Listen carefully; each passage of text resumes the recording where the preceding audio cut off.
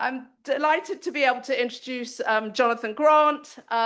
Some of you will know his work and his seminal book, The New Power University, The Social Purpose of Higher Education in the 21st Century. I'm going to give you a brief bio of Jonathan, but I don't want to take up loads of time because he's got a fascinating presentation, and we're going to have some very interesting dialogue after the presentation, I think.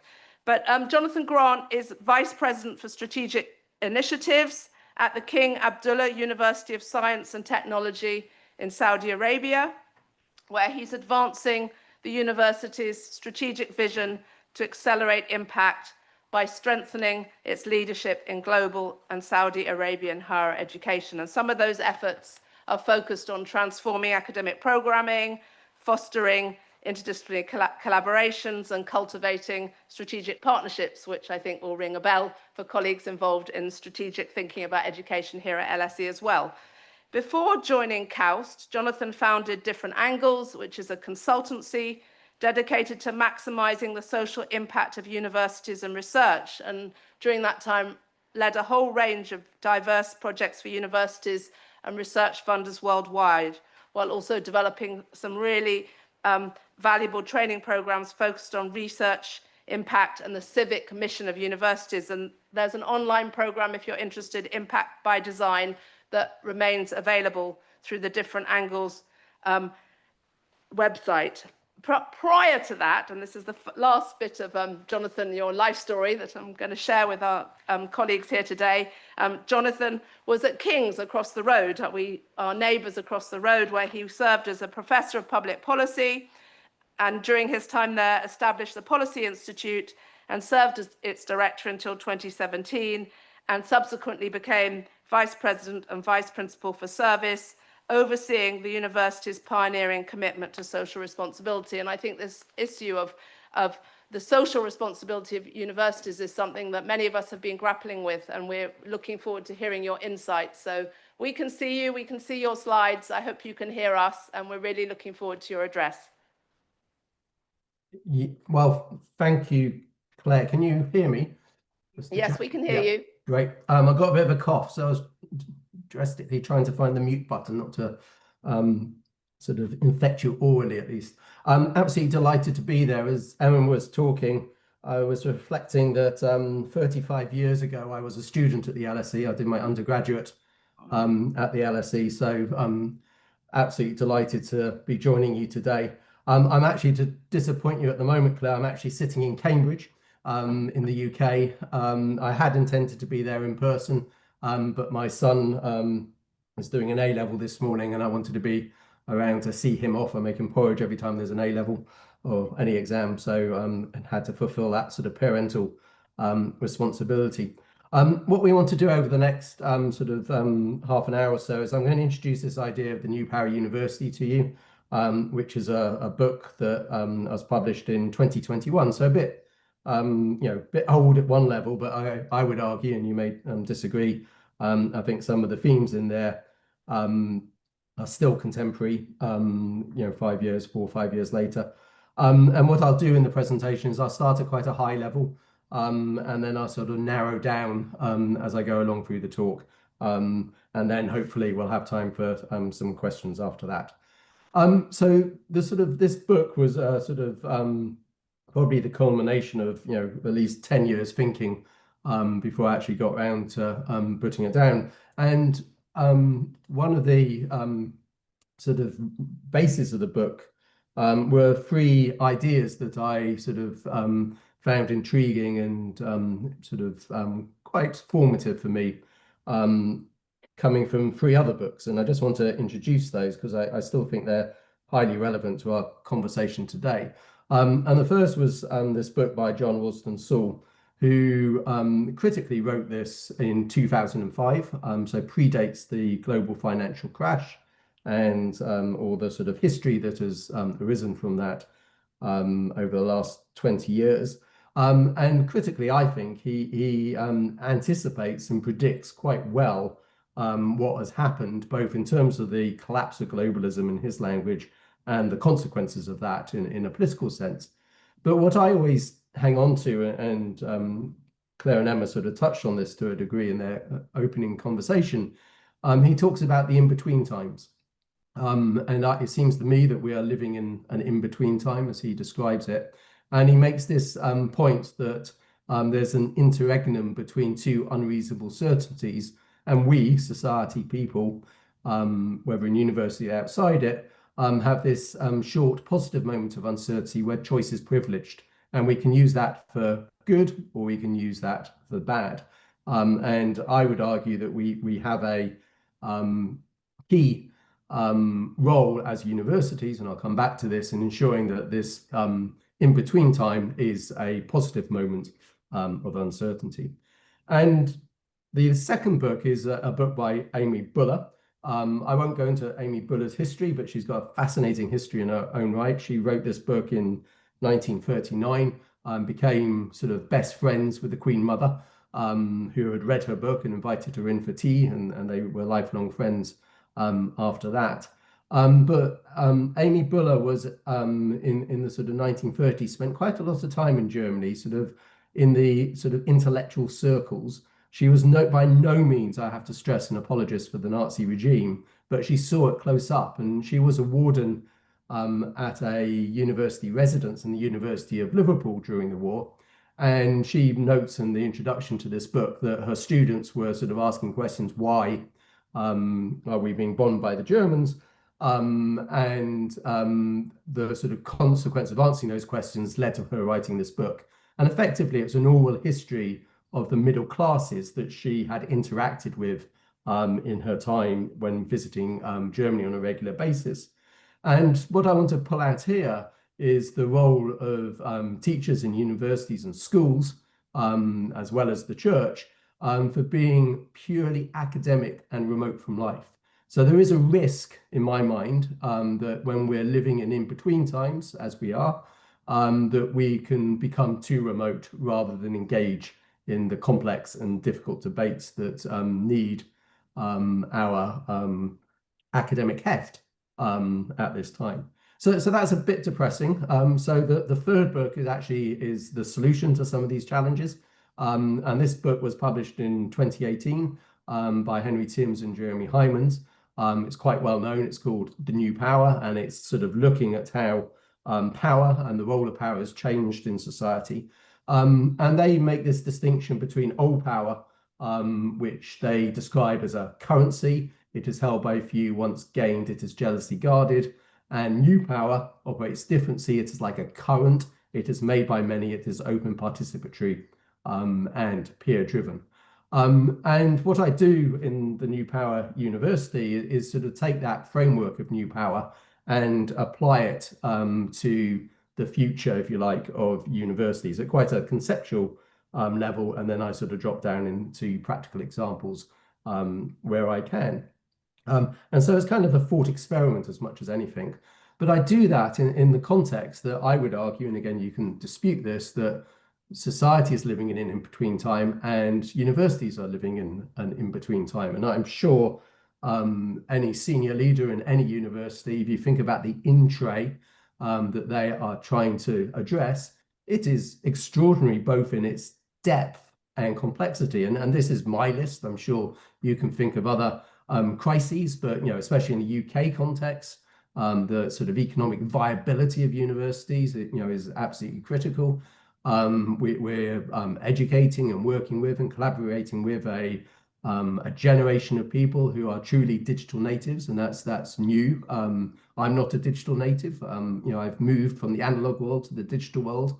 I don't want to age anybody in the room, but I suspect there are lots of peers who've had to learn to adapt that. But young people today have been brought up in that digital world. Issues around economic growth or lack of, climate crisis, the elephant in the room, academic travel associated with climate crisis, access to higher education, the rise of populism, globalization of knowledge, place-based politics, civic universities, and the minor impact of global pandemics. So that is one hell of an in-tray, and that kind of defines, if you like, the complexity, I think, of working in higher education today and some of the challenges we face. And if we then sort of think about this positive moment of uncertainty and new power, this is a figure from the New Power by Timms and Hymans. And if you look at those old power values of managerialism, of institutionalism, of representative governments, of competition, of discretion, confidentiality, specialization, long-term affiliation, loyalty, etc. I think if I had asked you on a blank sheet of paper to describe universities, you would have mentioned a number of those words. And what they are arguing is that in the new power framing is that we're moving away from these old power values. And we have informal networks, we have opt-in decision-making, self-governance, open source collaboration, radical transparency, do-it-yourself maker culture, and short-term conditional affiliations. And they give us examples of new power in their book. You can think of commercial examples like Airbnb, Uber. You can think of when The Guardian a few years ago crowdsourced the analysis of MPs' expenses, an example of new power. And you see it in a lot of our political dialogue today, where people are adopting this approach in a sort of political debate, or elements of this approach. And I should point out at this stage that these are not mutually exclusive. So you can be old power and new power. And to a degree, so, I think, and Timms and Hyman's make this point, the current president of the United States is sort of masterful in his way of applying both old power values and new power values. And that is partly his success. So what does this mean for universities? Well, in the New Power University, it's sort of cut up into 3 chunks. And I take this new power framing, and in the first part, I look at the missions of the university, and I quite explicitly say there are 3 missions of universities. There's the learning education mission, there's the research mission, and there's the being a socially responsible or civic mission, depending on the language you want to use. And I examine what new power looks like for those 3 missions. I then sort of focus in on people, power, and voice, as I call it, and look at students, look at staffing, and how universities integrate with the communities they serve.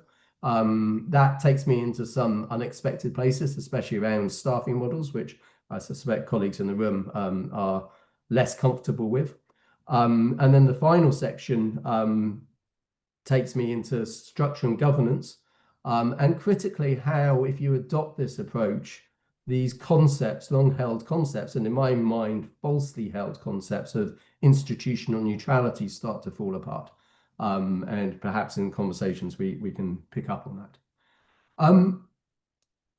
So just to narrow this down, I would argue, based on that analysis, and I appreciate, I've only gone through it in 5 minutes, that universities, contemporary universities, especially in the Anglosphere, have actually had an historic failure to be social responsible in the last 20 to 30 years, in sort of the rise of what lots of academic colleagues call managerialism. And I think we've seen that in the UK, but I've seen that come home to roost in the US at the present time. And there is a sort of irony here, in the sense that if you look at the founding missions of universities, they are founded around a social purpose and social responsibility. And I think we've lost sight of that as a sector. I think there's some really complex issues, and I'm sure this will come up in your discussions around our student population, who others have named or inappropriately named snowflakes, but this concept of delayed adulthood, and the impact on student mental health and the roles around universities, and this sort of gets amplified when we start thinking about issues around free speech. And then the third area is around focusing on research. I think in the UK, through REF and other funding priorities, up to probably 3-4 years ago, the focus was very much on international research. If you could be invited to go and give a keynote speech in Australia, and you flew there, burnt the planet, flew back, and that's good for your CV and is going to enhance your promotion criteria. And we have lost sight, and I've done some analyses on this, of research that has a local impact. And those universities, when you look at REF data that have a local impact, are universities like universities of Huddersfield, Metropolitan University of Manchester and such like. So not the LSEs, not the Kings. And I think, again, in that sort of ilk of universities, we need to be thinking about our research agendas to a degree. So what all of this does is that, in my mind, really reinforces the need to focus on the social purpose of universities. And to do that, we need to incorporate social responsibility as part of the academic mission. I argue, naively, I know that we should be having parity of esteem between learning, research, and social responsibility. I think there's some fascinating interfaces between those three missions, which we can get into. I think we need to think about how we operate. I've already mentioned academic travel, but again, think of international student travel, and especially in a place like the LSE. My guess is the majority of your international students are doing at least 6 intercontinental flights a year. Add that up, work out the carbon footprint of that. That's quite significant. I think universities should be taking the lead in paying a living wage, and I've been heavily involved in campaigning on that around universities. And again, Claire, perhaps in conversation, we can pick up this recently announced levy on international students. I'm quite supportive in principle of the idea. I'm not sure I would implement it the way that the government's talking about, but we can come back to that.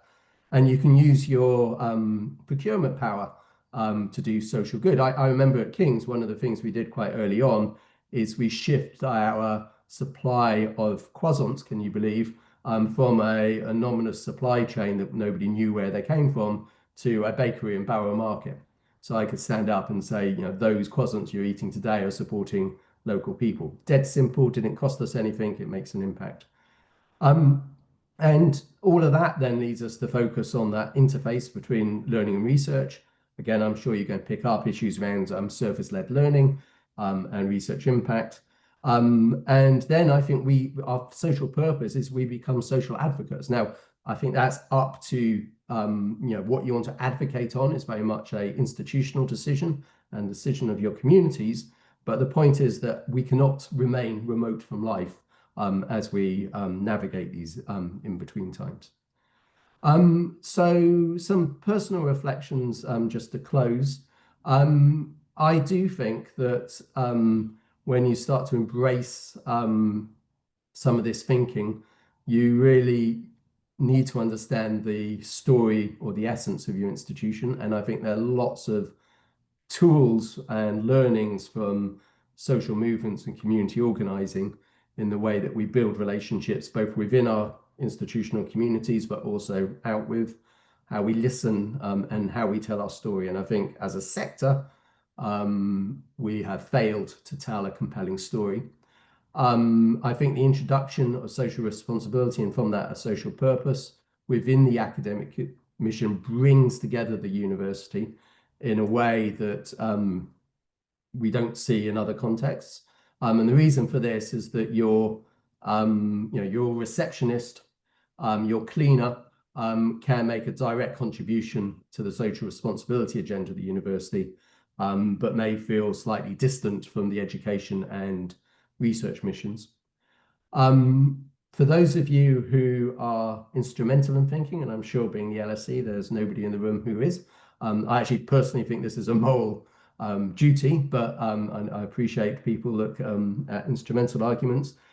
We know from some data published in Times Higher a few years ago that students are actually making decisions about which university they go around their social responsibility. And obviously Times Higher has also introduced the impact rankings, and there are other examples of that. So just to wrap up, I like finishing this talk with these 3 quotes on the right. The first one, Amy Abdullah, I won't read it out, but given this was written in the 1940s, I think it resonates with the debate today around post-truth, artificial facts, and all that sort of stuff. The Jose Ortega y Gasset quote I love: "The university reform is a complete formulation of its purpose."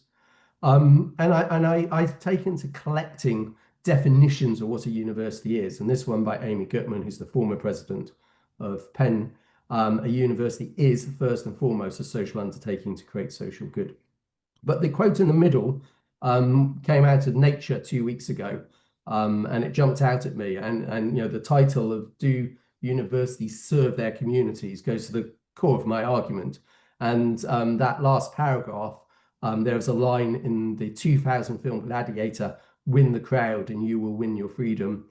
The absence of working class Americans protesting side by side with academics as we fight for universities' funding is telling. We academics have yet to win the crowd. And I think that's the risk we face in the UK, in the US, to a degree in Australia. And perhaps I'll stop there, Claire, and we can have a conversation. Thank you, Jonathan.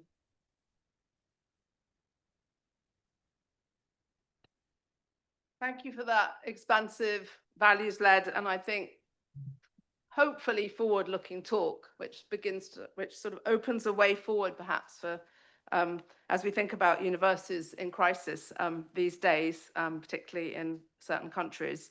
I'm going to ask you a couple of questions, including one we hadn't discussed in advance, so I hope that's okay. But the first one I really wanted to ask you about does link to that question of financial squeeze, and asking you whether you think there's not a risk that the social purpose of universities will narrow, in fact, in the context of the current financial pressures universities are facing, rather than widening out in the way you're proposing. So yes, the short answer is yes. But I think this is where you need institutions and academia need to be brave and to resist that, because it's a sort of inevitable decline if we adopt that approach. The point is that to put it bluntly, universities have lost or are at risk of losing their license to operate. And if we don't find methods, approaches to engage with broader society, as illustrated in that letter, then that license to operate will further decline. So the short-term solution, yes, is to cut activities around the civic agenda, around social purpose. The long-term solution is actually to emphasize that universities are there to serve communities, and we are on the journey with whichever community you're working with to develop those ideas. Okay, thank you. That final quote pointed to the fact that the working classes weren't on the streets crying out in defense of the universities.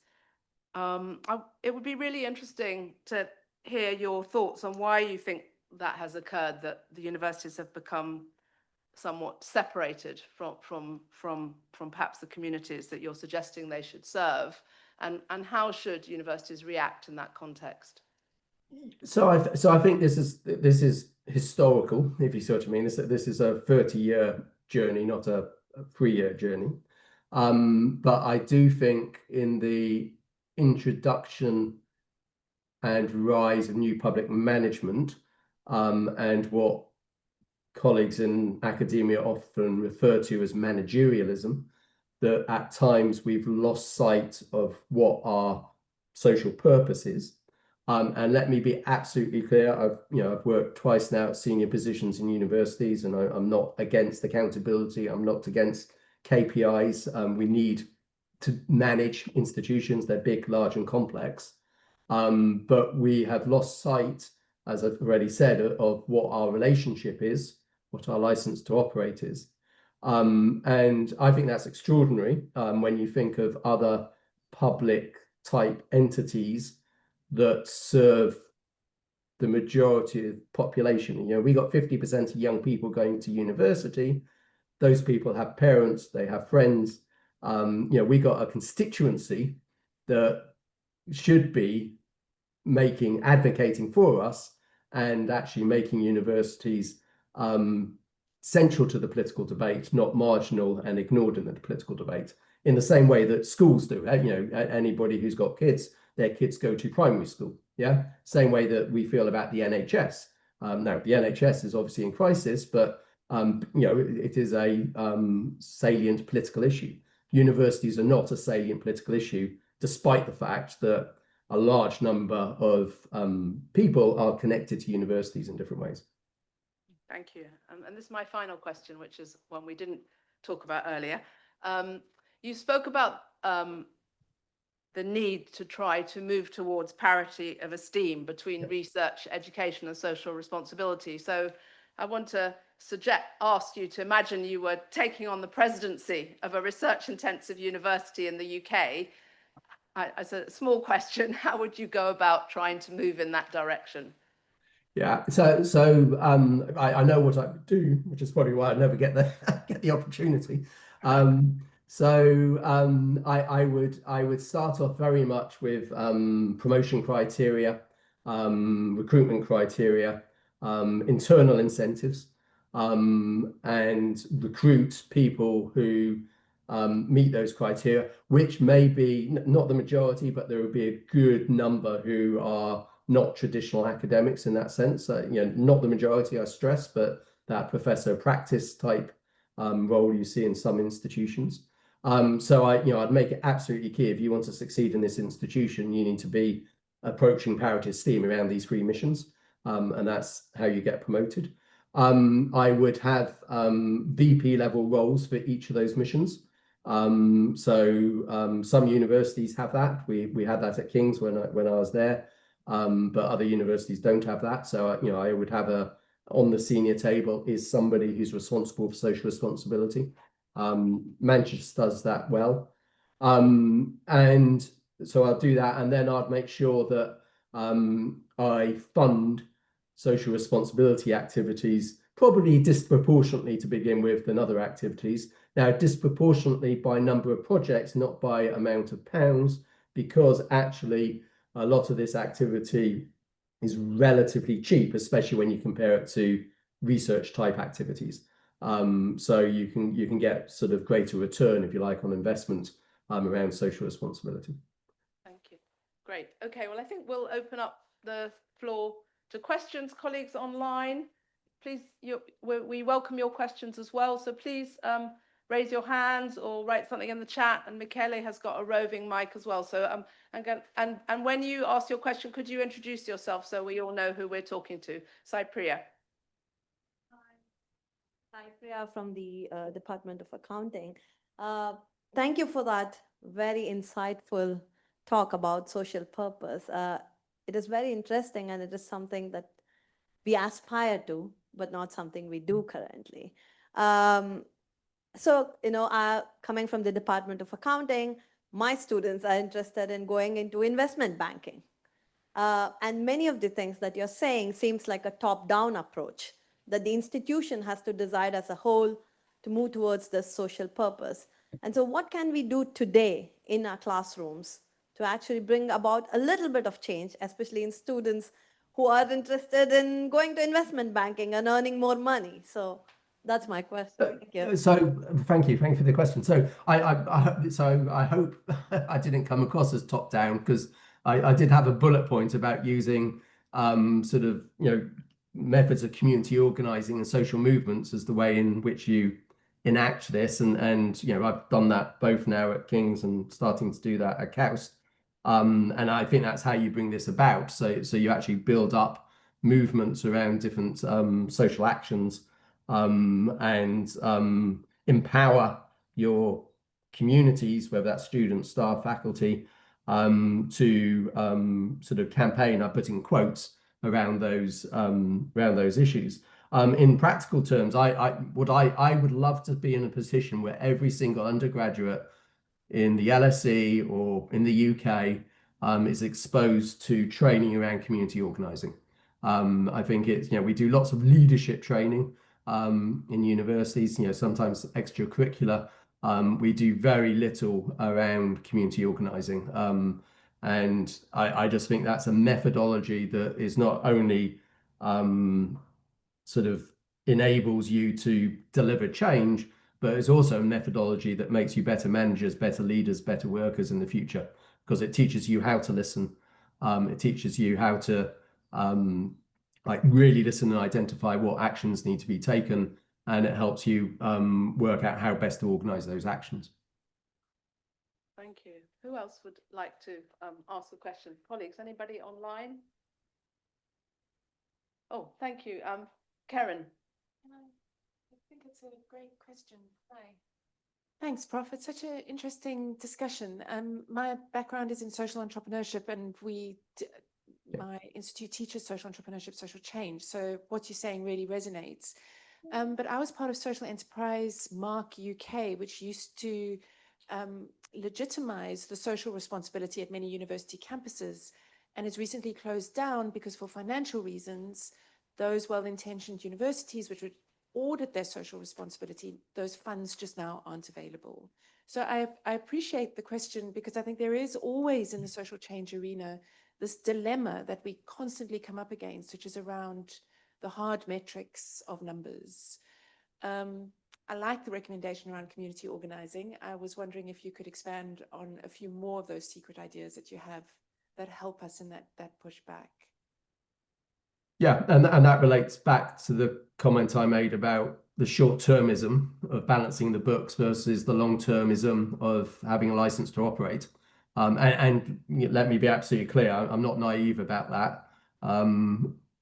But leaders need to be really thinking about those pressures. And I entirely get the financial pressures UK universities are under. But sort of cutting back on your social responsibility is not going to solve those pressures, because the reason is that we're under that situation is that we are not politically salient to the governing classes, and we need to be. I assume in the next couple of years, I mean, we kind of seen it in Dundee, but what happens when a university really goes bust? Will communities be worried about that? Most universities have a name in their, a place name in their title. We'll see what happens there. But in terms of the practicalities, which was the focus of the question, so yes, I've mentioned community organizing. I think you can do lots of stuff. So one of the things I started, I don't know if it's still running at King's, was a very small sort of fund of £500, £1,000 to support anybody in this institution. Again, could be a janitor through to the president, who wanted to do something around social responsibility. And some of that was paying for travel cards for people to come to to a meeting at King's to discuss how we engage better with the communities in South London, for example. But small amounts of money go a long way. The other thing which was led by the Chief Procurement Officer at King's, Veronica Daly, which really made a difference, was in our procurement criteria, actually saying that we preferentially buy from local and social enterprises. And we made that explicit, and that as soon as you do that, you think how much money the LSE is spending on paper, on toilet rolls, on croissants. You can have an impact just by the way you operate, and a bit of creativity around that, I think, can go a long way. Now, you may well be doing that, but that seems to me a first order thing that can have an impact quite quickly. Thank you, Karen. Just checking there's no one online so they feel included, but I don't see any hands up. Please correct me if I'm wrong. Yali, we're going to bring you a mic. Please do introduce yourself. Yali Abraham Paul from the Department of Management. Thanks a lot for an interesting talk. You've mentioned very interestingly a focus on procurement in your talk, which is maybe a focus that we've not had in the last maybe few decades, where we focused on our customers. How do we both focus on our customers, which is our students, and at the same time focus on procurement and our suppliers, please? So, well, I think so. My experience of students is they absolutely get socially responsible procurement, and that they're massive advocates for it. So I don't think there's a tension there. If that's what you were implying, you may not have been, between that. I think the big question, I mentioned it in my talk, which again I don't have the answers to, but I think it's something we need to reflect on, especially institutions like the LSE with a large international student population, is the impact of that on international travel and the carbon footprint. And I'm not saying you shouldn't be taking international students at all, but universities as a sector through that have a major issue. But I do think there's a real quick win for you to engage with your procurement teams, which you may well be doing, to think how you can deliver social responsibility through procurement. And I'll tell you something, I'll give you another example we experienced at King's, is that again, completely naive to me, we put out a tender for a bunch of new chairs, really boring, mundane stuff, but universities buy lots of chairs, not surprising when you think about it. The procurement team put in something around being socially responsible, and the team that won it, basically, chair producer, gave us £100,000 a year over 5 years to support scholarships for students, including a period of time working in their factory and learning some practice skills around that. We just said, you're more likely to win a contract if you make a contribution to our community. Thank you. Emma. So Emma's the only person I've been able to see so far. So. Oh, I guess you focused on Claire, maybe. Hi, really interesting talk. The focus clearly was on that kind of local social responsibility and civic engagement. I mean, obviously part of our mission is more about a kind of global social responsibility. And I think our international students play a huge role actually in that. And I think that they're massively important for our kind of domestic students as well. So whilst I take your point on the levy, it's something that certainly challenges us when it's seen as a kind of a redistributive tax rather than actually improving the kind of the university itself. So how do you balance that global social responsibility with a local social responsibility as part of a mission? Yeah. So let me be clear. I'm not anti-global social responsibility. I think we have lost sight of local social responsibility as a sector for understandable incentives of getting international students in. And again, I think if your graduates are imbued with both a sort of moral social responsibility, but also the tools around social action, going back to community organizing, then when they return to their home country or wherever they go, they're going to make a difference. And that's what you want. That's the future sort of student population you want, whether it's in in the UK, in China, in Argentina, it doesn't really matter. That's great, and that's making a difference. On the levy thing, I've written in the past about actually maybe we should be charging international students council tax as a way of supporting local revenues for stretched councils. Now, I put that's probably less of a London issue, but if you go to some of the metropolitan cities, Nottingham comes to mind. That's a real issue when you speak to people. Is people are free riding in quotes. So what I would have done, if I was Prime Minister, somebody offered me the role of President, I'll take that and be Prime Minister. Is I would have introduced something like that, but made it go to local government, so it improved the facilities for international students when residing in those communities. I think we might have time for one final question. Mark Hoffman. Mark, can you introduce yourself and when you get the mic? Thank you very much. You probably can't see Mark, Jonathan. He's right at the back of the room and he will introduce himself now. I'm Mark Hoffman, Associate Vice President for Education at the LSE. Thanks, Jonathan. Really fascinating talk. I remember hearing a version of it last year at the Educational Leadership Program that we participated in.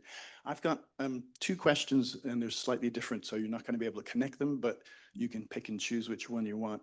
One, I'd be interested in you saying a bit more about the relationship between old power and new power, and particularly the extent to which you've set them up as a kind of binary opposition. And what's fascinating, particularly in terms of the US presidential elections last year, is the extent to which old power has appropriated the means, techniques, and facets of new power, and appropriated in a way that then is serving old power agendas. So I wonder if you might say a bit more of that and its implications for the higher education sector.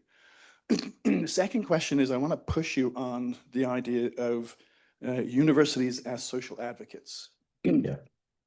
And the extent to which that implies that universities should take positions on social issues, and which has been a big issue in the debate here at the LSE. And in terms of when Larry came in as a result of the Gaza occupation, wrote up a really interesting extended commentary to the LSE community. It then informed CN's Poe's position on institutional restraint.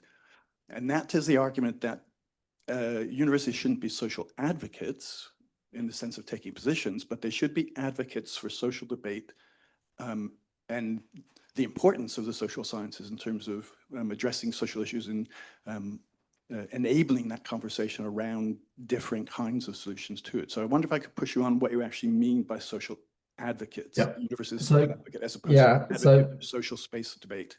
Yeah. So especially at that last point, I'm not going to do justice in a couple of minutes. So I would point you to a piece I wrote on Wonky a few years ago on this topic, where I sort of unpick it. And I've done some further thinking yet to publish on this.